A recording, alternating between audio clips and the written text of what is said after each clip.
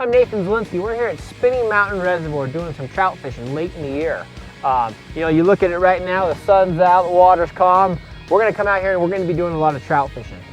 Today, days like this offer a variety of techniques and just a variety of options as far as how we're going to catch these fish. This is a technique that is far overlooked by a lot of fishermen. It's very simple, it's easy to do, it's very inexpensive, and it can put a lot of fish in the boat. So it's a technique called snap weights.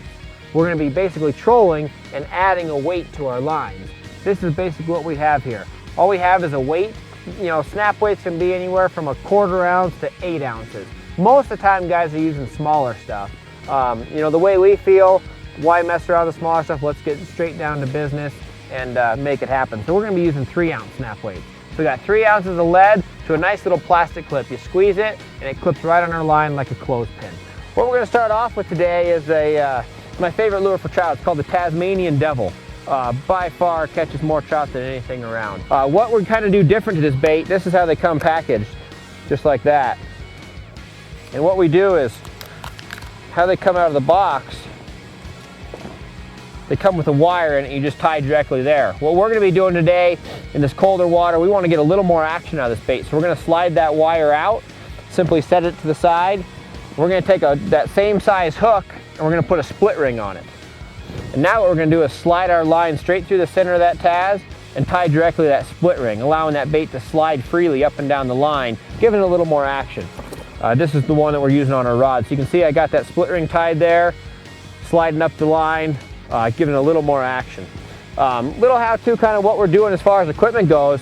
We're using Trilene XT for line. It's a monofilament line. It's 10-pound strength. On XT, it stands for extra tough. It's really abrasion resistant, works really well in these cold waters. You know, cold water can be pretty bad on monofilament. A lot of times it'll coil, get brittle. XT has no problem with it. The guys at Berkeley really figured that one out. So that's the line there. We're using 10-pound. It's heavy enough to where we can land all these fish. It's light enough to where we still get lots of action out of that lure. What we got for rods here is we're actually using the Berkeley rod. It's a 7-foot 10-inch trolling rod. Can also be used for planer boards. We like these longer rods when we put them in the rod holders, but helps us cover more water, spreads out the lines a little bit, and really helps us out as far as just keeping everything tangle-free when we're catching these fish. You know, as far as the reel goes, we're going to be using an Abu Garcia. It's a 6500 line counter. The advantage this reel gives us is we push this button right here and it has a counter. So as I let this line out, it's going to give me a number. So when I start catching fish, the more line I let out, the deeper the lure goes, the less line, the shallower it goes. So I want to kind of spread these lures out to where I have some kind of towards the surface, some just a little bit deeper down until we see where these fish are most active. I'm letting this out 80 feet, so you can see right there I'm at 75. I just hit 80, so I'll stop it. Now I'm going to squeeze this, slip it on my line. There's a little post in there, I go behind that. So that's stuck on my line, we're good there. Now I'm going to let this out and I get it right down in front of those fish's face. I'm just watching my counter and getting out to the distance I'm looking for. Look at that fish on, we got one going. That didn't take long at all.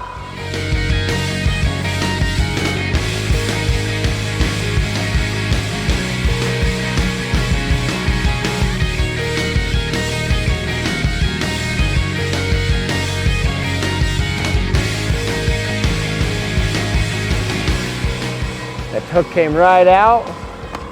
You know, and look at this fish, just what a beautiful fish. You know, and this is the average type fish for us here up at Spinning.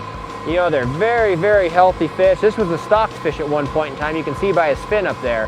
The Division of Wildlife docks a fin to declare a year class on these type fish. But, you know, just a wonderful, great fish, healthy, great color, you know, and full of spunk. This fish right here is probably right at that 21 inches, 22 inches, something like that. And, you know, we'll turn him back and catch him next spring. He'll be even bigger. Nice fish, great first fish.